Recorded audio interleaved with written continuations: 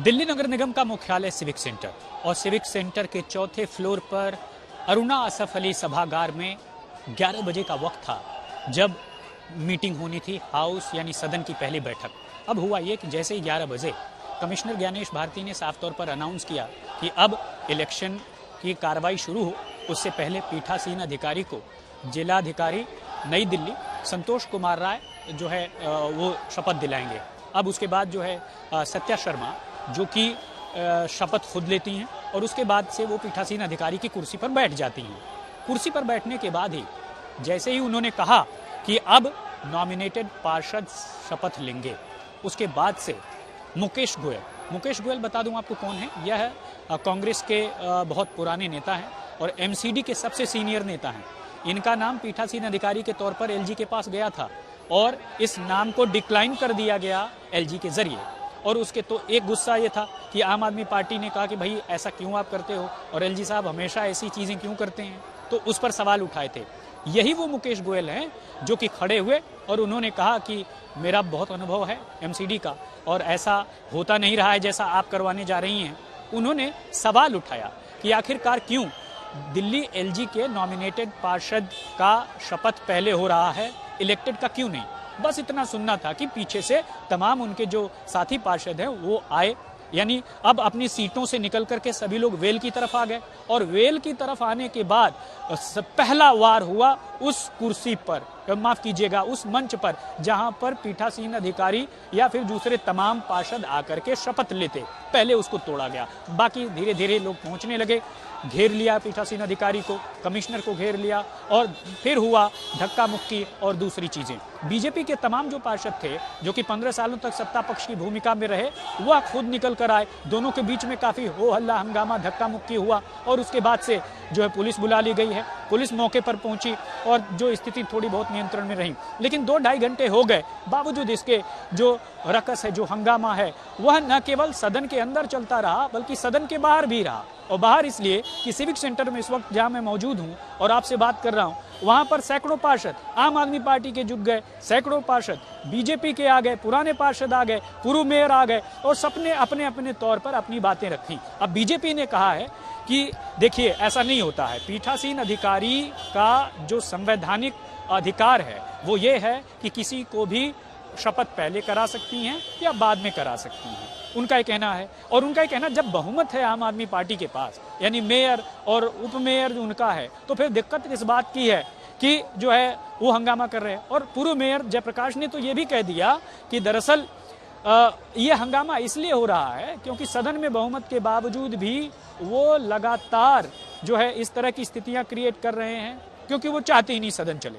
और दूसरा, आम आदमी पार्टी का साफ तौर पर कहना है कि लगातार संविधान का मखौल उड़ाया जा रहा है। पहले तो उन 10 नॉमिनेटेड पार्षद पर आम आदमी पार्टी ने सवाल उठाया था, चिट्ठी भी लिखी थी अरविंद केजरीवाल ने और कहा था ये असंवैधानिक हैं इनकी चीजें।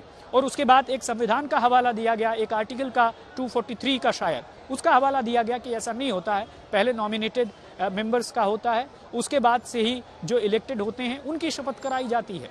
तो ये हो हंगामा लगातार चलता रहा। अब चूंकि यहाँ पर वोटर के तौर पर दिल्ली के 7 सांसद हैं, विधायक हैं, विधायक आम आदमी पार्टी के 14 विधायक यहाँ पर थे और ये सभी वोटर हैं, यानी जो 250 चुने हुए पार्षद के साथ साथ 7 सांसद और 13 एमएलए और साथ ही साथ जो एक बीजेपी का विधायक है, ये सभी यहाँ पर पहुंचे थे अपना वोट डालने के लिए। इससे पहले वोट डालते हंगामा ही हो गया और यही वजह है कि दिक्कत बहुत ज्यादा हुई और पुलिस बुलानी पड़ी और साफ तौर पर स्थिति थोड़ी बहुत नियंत्रण में हुई।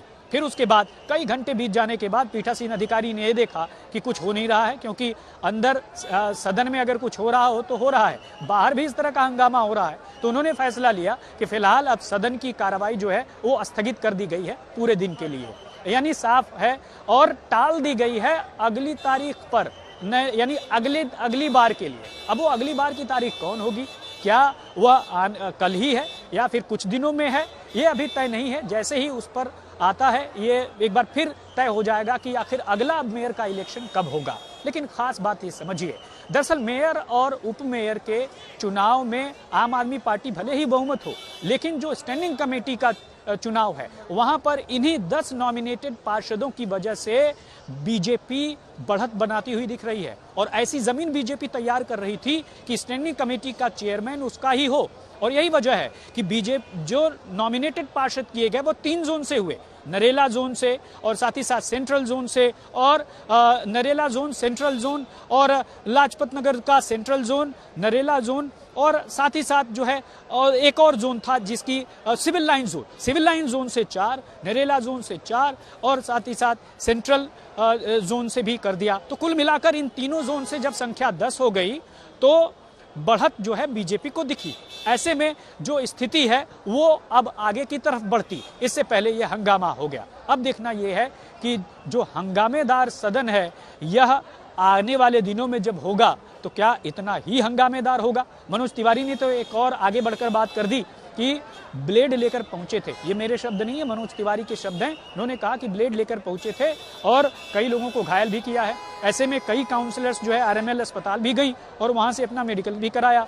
दूसरी तरफ आम आदमी पार्टी कह रही है कि वह अब कमिश्नर के पास जाएंगे और सदन में जो आज कुछ भी हुआ उसके खिलाफ वो शिकायत करेंगे। और साथ ही साथ बीजेपी का कहना है कि जिस तरह की कार्रवाई आज हुई है वह दिखाती है कि आखिर मानसिकता क्या है आम आदमी पार्टी की। बहरहाल मैं तो कहता हूं कि दिल्ली के लोगों ने जब चुन करके इन सियासतदानों को भेजा तो ये था कि यह शपथ होता और उसके बाद से चीज़ें आगे बढ़ती, चुनाव होता और आगे की तरफ बढ़ते। बावजूद इसके आपने देखा कि किस तरह से हुआ। तो दिल्ली की जनता पूछ रही है कि क्या सियासी लोग ऐसा ही करते रहेंगे कि सदन में जाकर के उनके मुद्दे उठाएंगे वो, या फिर इस तरह की हरकत वहाँ पर करेंगे।